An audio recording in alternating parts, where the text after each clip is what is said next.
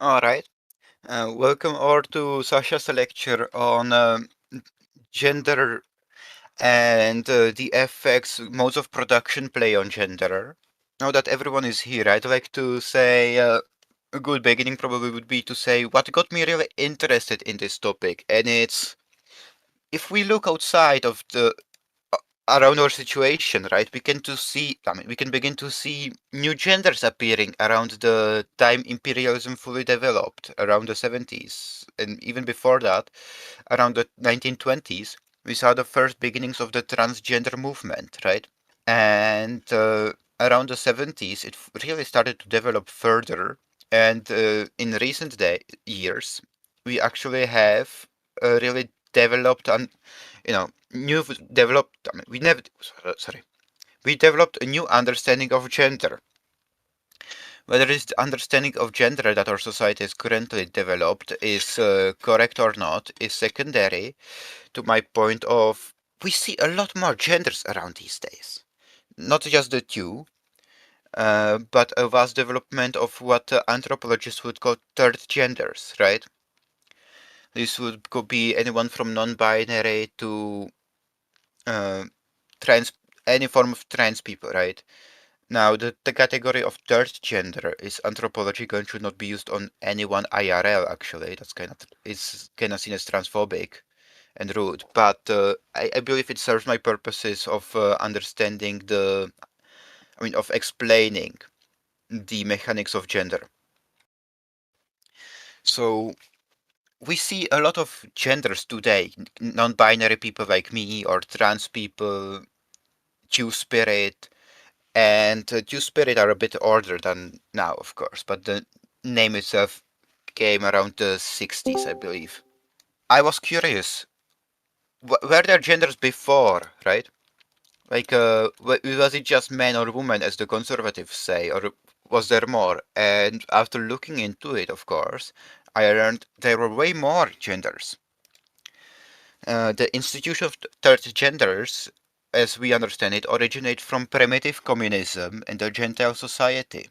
Gentile society was built around kinship groups, and there was a primitive form of gendered division of labor, as we understand it, where this was not universal, but it was very common, where men owned everything outside the house and women everything inside the house. But the house might have included cattle or farmland.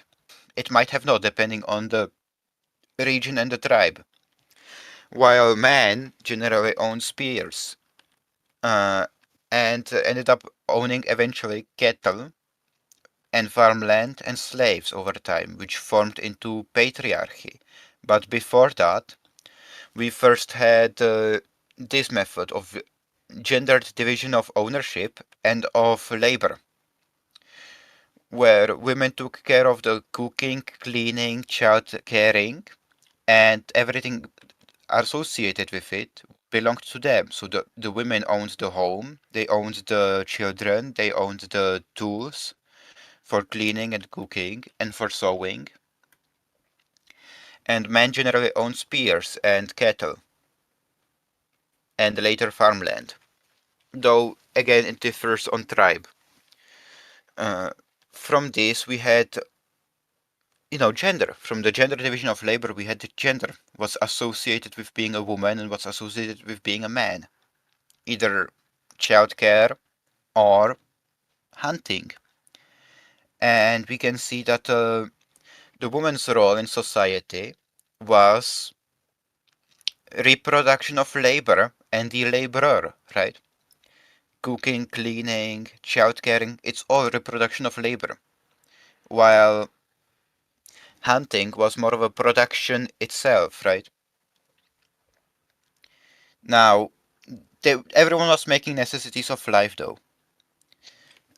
But there was also, due to the kinship groups, this thing called gentile constitution, as Engels describes it, where everyone within the gens, a kinship group, which included several families, I mean, several of what we would understand as nuclear families, they didn't exist yet, but I'm giving you more of a scale of size than structures right now.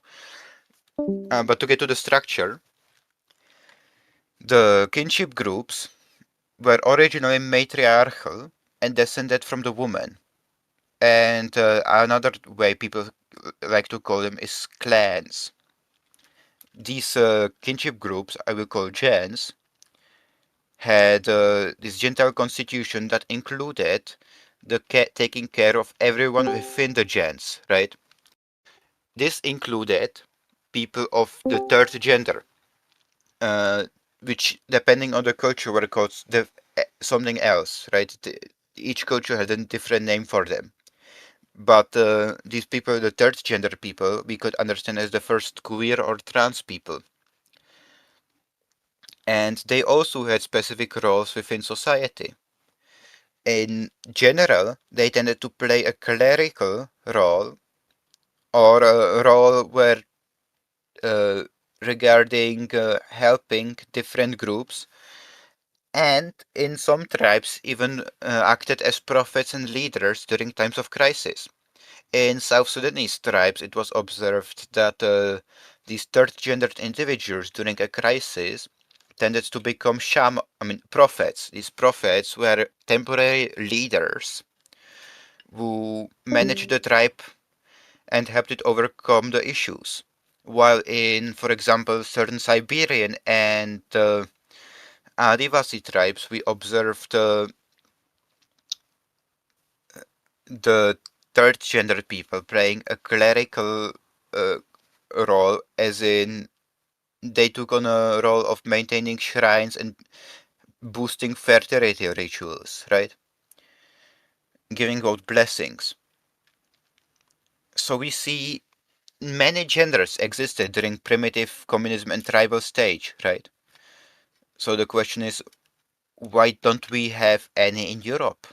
Where did the third genders go, right?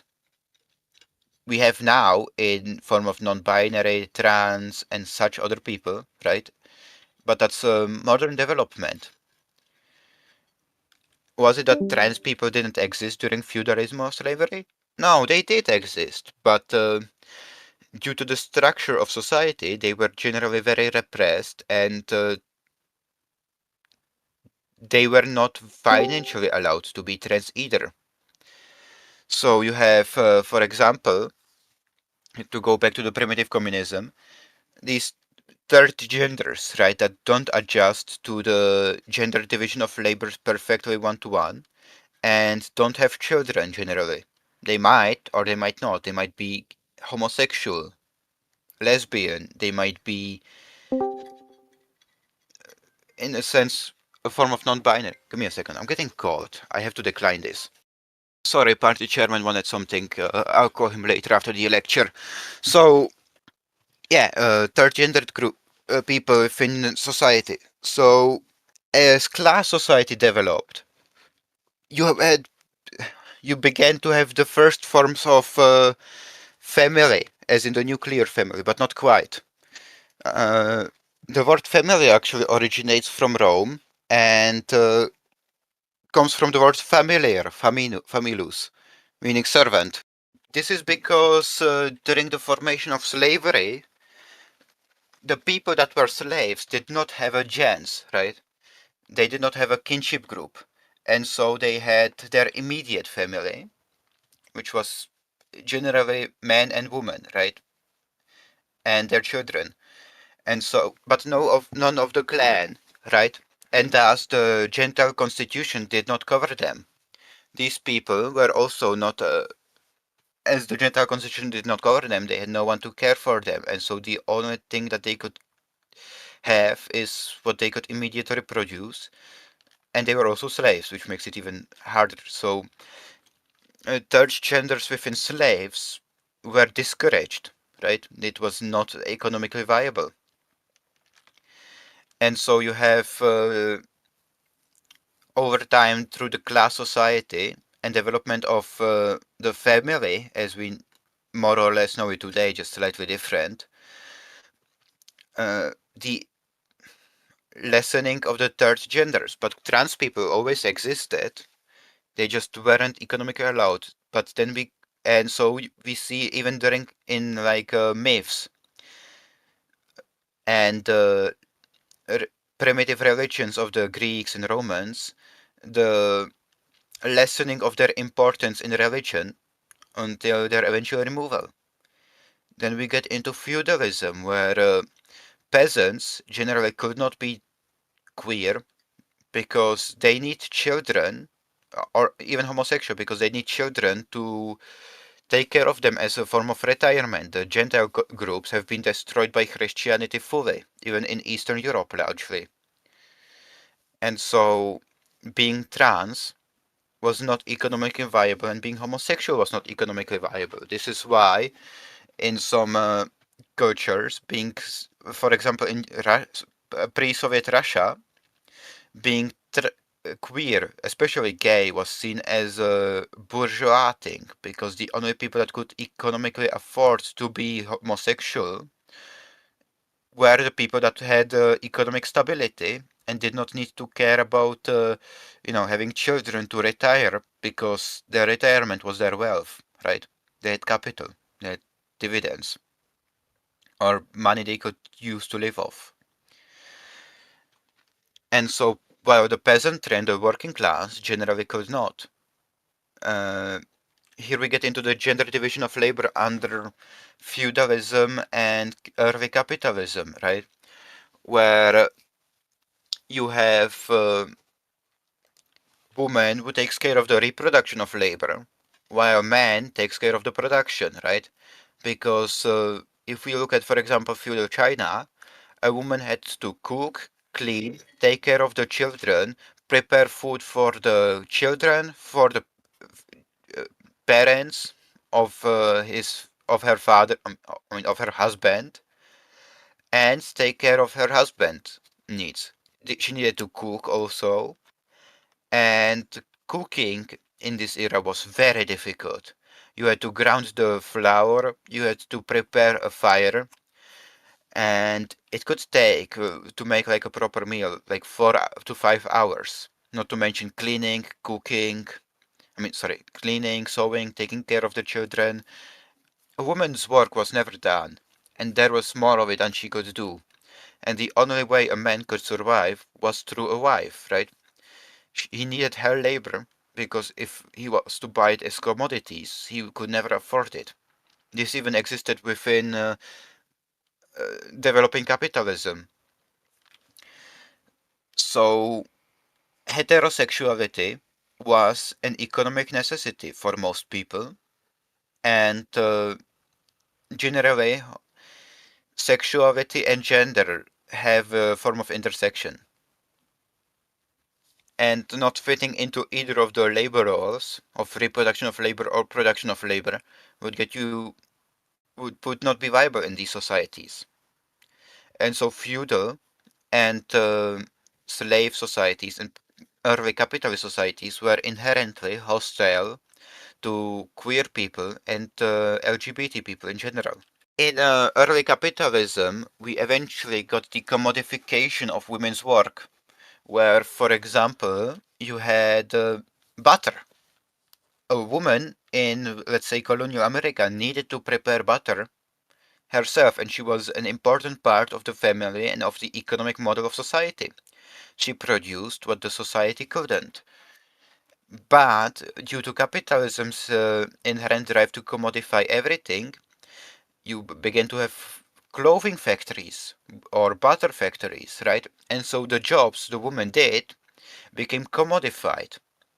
And proletarian women still made butter, but they made it in a factory instead of at home.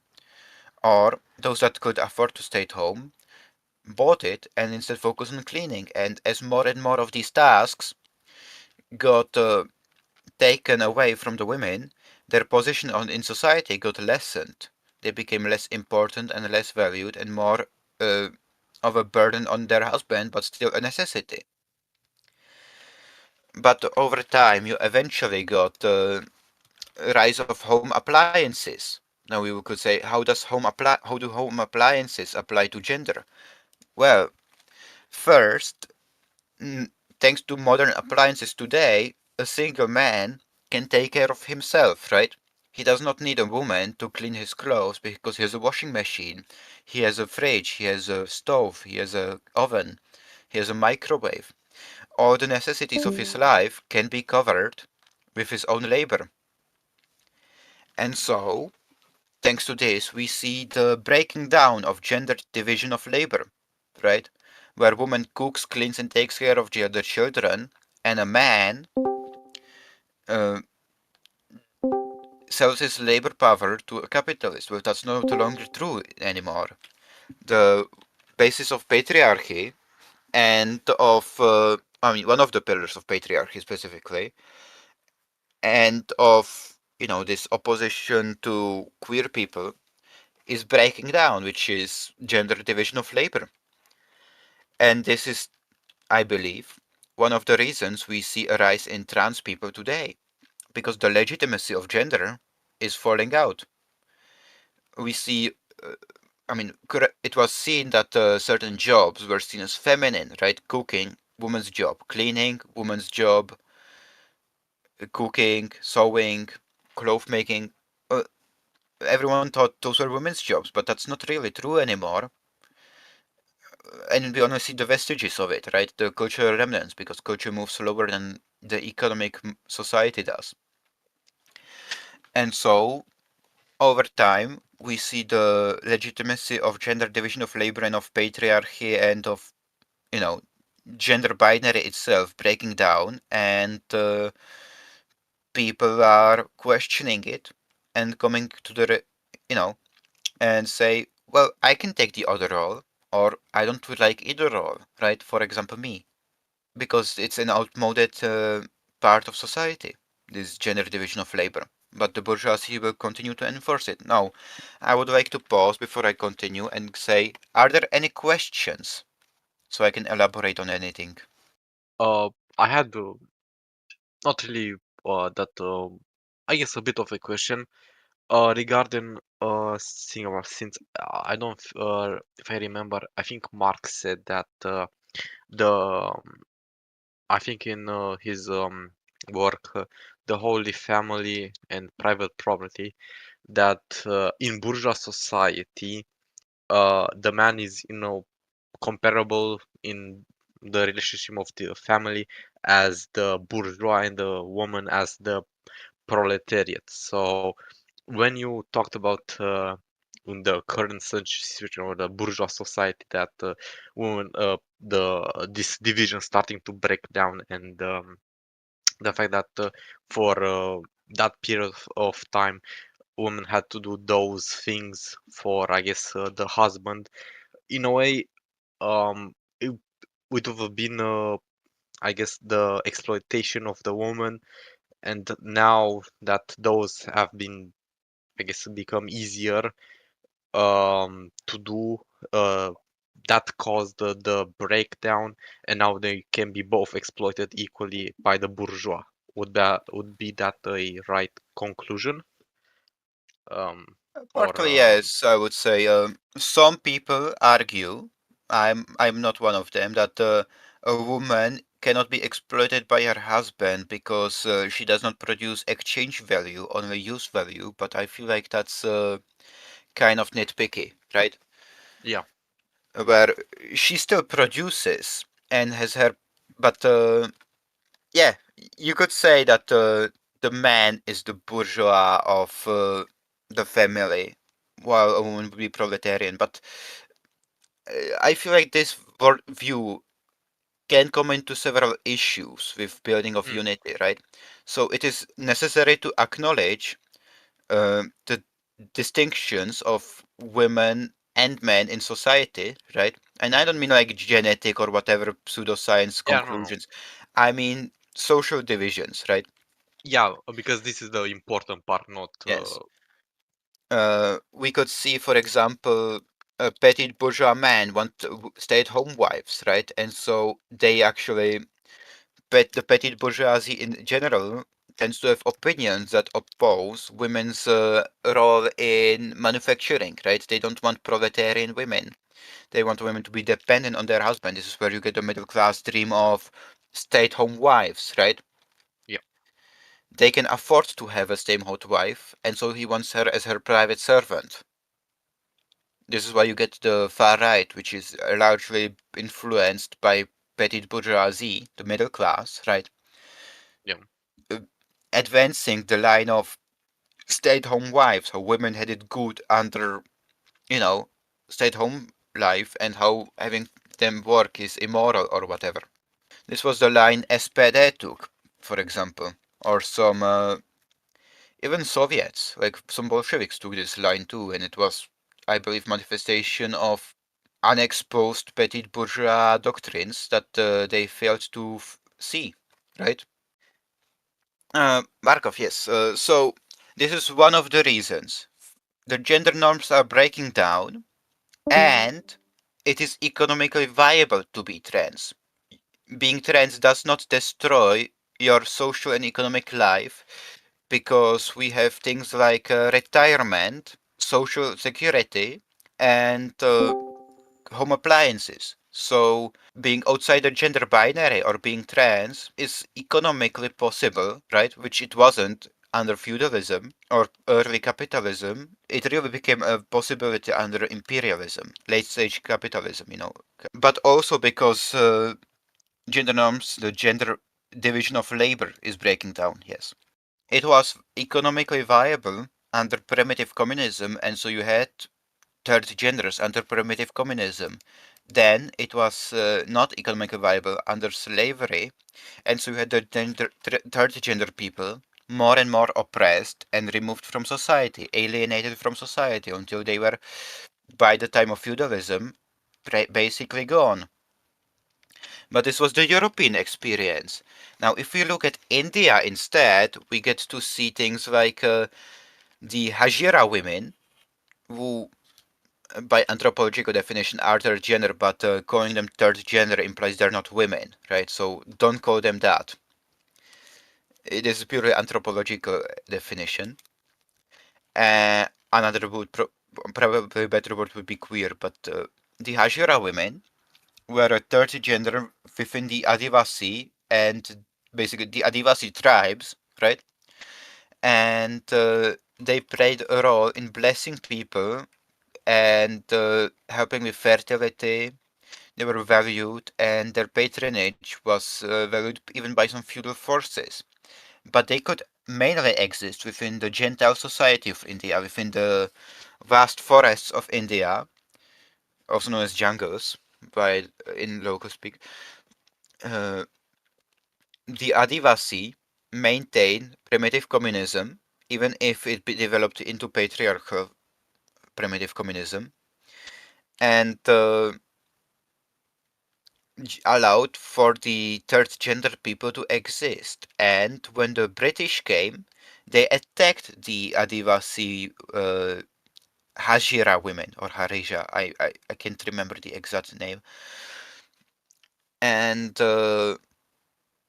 tried to get rid of them. So they removed their lands, they removed any privileges they had gained from cooperating with the feudal forces, right?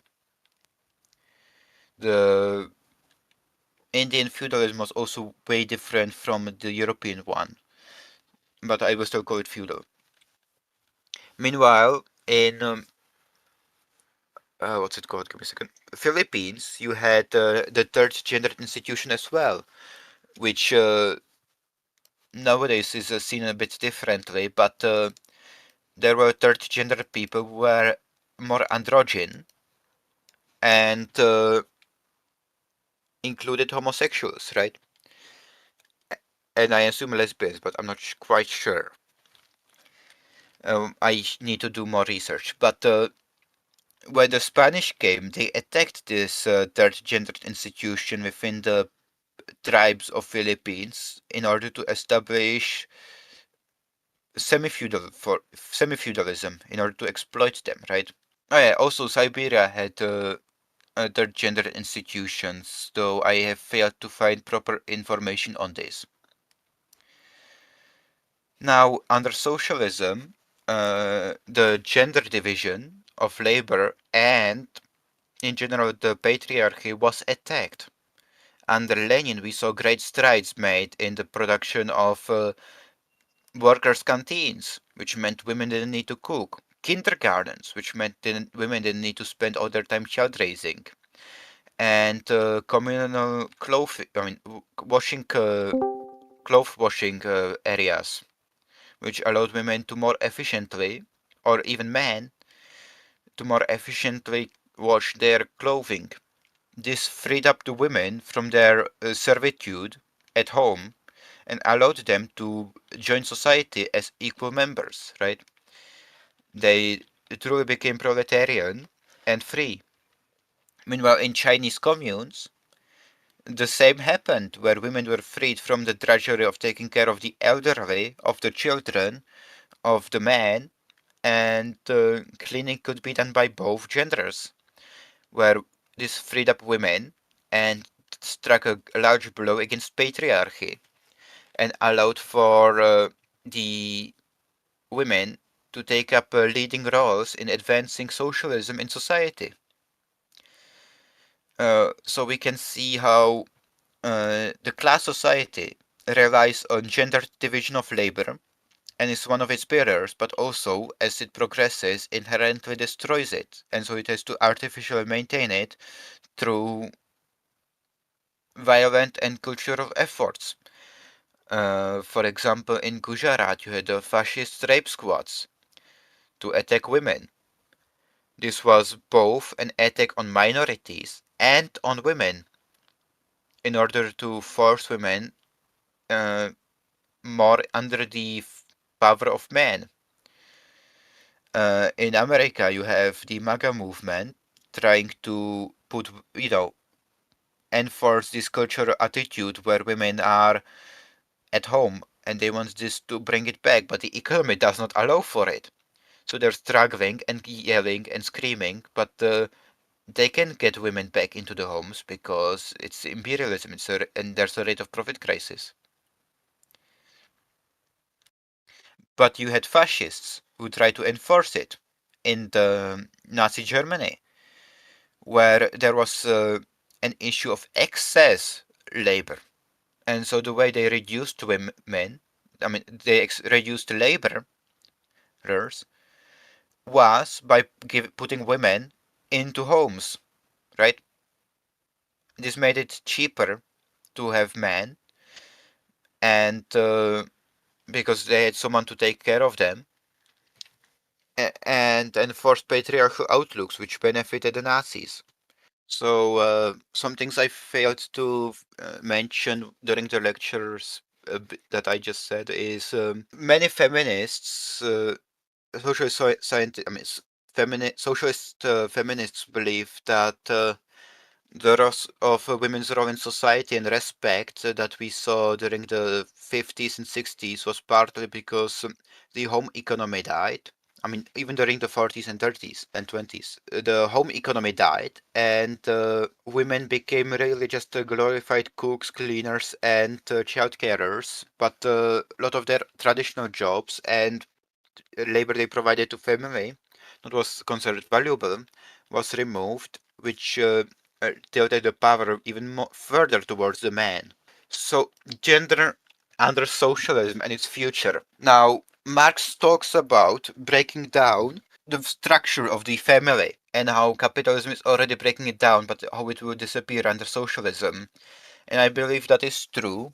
But I also do believe that under socialism, the gender division of labor will fully disappear, and this, alongside the end of family, would destroy patriarchy, and thus the entire pillar, all the pillars for the basis of gender, will disappear. This is my personal opinion, but I do believe that under socialism, gender as we understand it would stop being a factor in society. In essence, the abolition of gender through the end of the gender division of labor. Another thing I should note is one of the reasons the bourgeoisie supports the gender division of labor and patriarchal family is because they want the people to produce more laborers, right? And a woman having her job dedicated to reproduction of labor is because they want her to produce more laborers, right? They want her to be able to reproduce labor in order to gain more laborers. Issue is they also want more laborers in general, not just more male laborers, right? We should also see women In a certain patriarchal lens, women could be understood as a reserve army of labor, where women are seen as less valuable laborers, right? And as supposed to be part of a family and rely on a man, which means the bourgeoisie are more easily fire women or underpay them, right? Lowering the wages overall. The bourgeoisie has this two-pronged problem where they want women to work, but they want them to also focus on making children and reproducing labor, right? Not just producing. Yeah, I have a question Mhm, regarding because you said that some believe that the reasoning why uh like the genesis of a lot of this is the you said the collapse of the home economy post, mhm, or should we say like during the basically the beginning of imperialism collapsed the home economy, and I think that's, I mean, I don't know enough about it, so I'm just gonna accept that as correct. But what I do want to ask is that it has been a known phenomenon for a long time, even during like the beginning of the industrial revolution, that women have been working. Like they did work. It was mostly a thing. mhm, Like this idea of women not working is mostly an idea of aristocratic women. Women would work in the farms, just like everyone else, and women would also work in factories to support their family. So just wondering um, if it's like if it is it because it's more intensified now, or like is because like why, because it seems like this thing also happened during the era of Marx and Lenin and so on and so forth, where women would be working on equal footing to men in many instances, not in terms of the household, but in terms of they would be hired by capitalists. So I just mhm. wonder what So, changes have happened. first, we should separate proletarian women and petit bourgeois women, right? Yeah, that's Which what I'm trying to ask. Yeah. the petit bourgeois women could generally allow themselves to stay at home, right? Mm. They were their husbands were paid well enough, or were in through their ownership rich enough, right? The petit bourgeois women and the petit bourgeois men could afford to have their wives work only at home and not in factories, right? But the proletarian women originally could afford to stay at home taking care of either the farm if they had one, and of children, cooking, cleaning, making butter, making clothes, right? Or if they didn't have farmland, they couldn't take care of that because they had no farmland. But focus on that. But as capitalism intensified, more and more women were thrust into labor Yeah, because to produce early more. on women, Yeah. I mean, men could support stay-at-home wives, even proletarian men. But over time, as capitalism intensified and developed, this was less and less possible. And so But having a yeah, wife that works was seen as kind of like a form of poverty, right? While that was growing and growing, right? And as capitalism demanded more and more people, it used more and more women. But as Markov pointed out from me, what I was saying is it is the bourgeoisie is split. They want to exploit women in the workforce, but they want at the same time to relegate them to reproducing labor power in the position of housewives, right? And yeah, depending on what they consider primary, we can see the shift, right? Where nowadays we see more of a focus on women in the workforce. This is also because of the increased rate of exploitation. It is kind of impossible for the proletarian men to maintain housewives, right? Whereas in the golden age of social democracy, like the 60s, even proletarian men could oftentimes afford to have women in the household. Well, this okay. today is way less possible because of the increased rate of exploitation. Do you think this will change? I mean, we already see the rhetoric change in some bourgeois think tanks, where because of the what's it called, birth rate declining this much, basically because of the symptoms of like imperialist monopoly capitalism. Do they do you think that because of these changes that eventually they'll pivot back towards valuing women more as homemakers or reproducing labor or whatever you want to call it, um, in the future, or do you think they'll just stay the course that they have right now? So, what you described, I would call secondary, right? I don't Mm. think it is the determining factor. I believe the determining factor would be the need for uh, reserve army of labor to contribute to labor, right? It's a Mm. question of, do you need more laborers or do you need to get rid of laborers, right? If the bourgeoisie needs to get rid of laborers, the women will be first to go. I mean, minorities will be first to go, and especially minority women, as they are the least valued in America, right?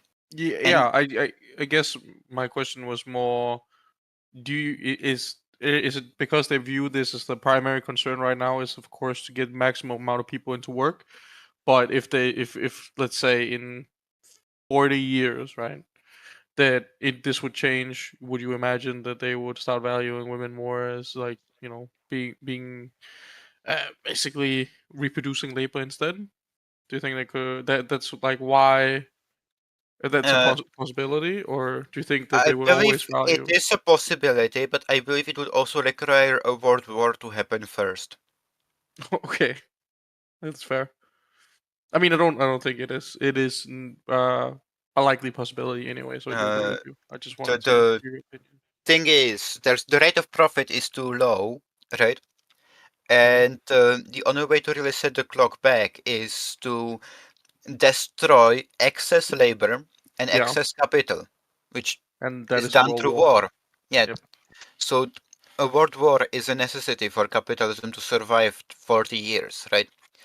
Yeah, I agree. So if they want women to stay working, I mean, to stay at home, there needs to be a world war. I don't believe there's a possibility otherwise.